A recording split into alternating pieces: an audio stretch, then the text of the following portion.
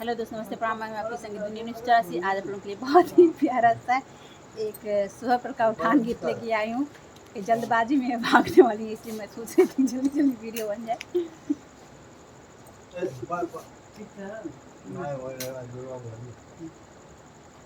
कौन दिशा से तू ही अइला है लाला नावा, कौन दिशा से तू ही अइला है लाला नवा।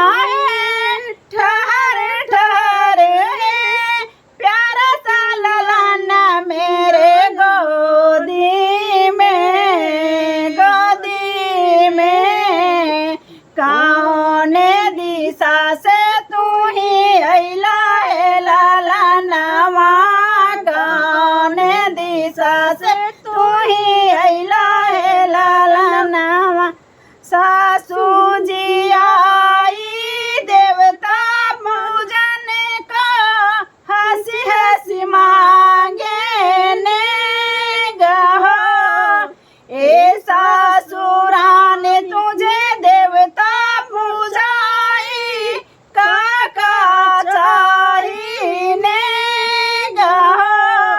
बेटा राउर गैला सासू अपने नौकरिया, घरवा में बाटे सासू फटहिलु गरियालु गरीले बुकिना चुनरी मिली है कहाँ सुना सासू हो।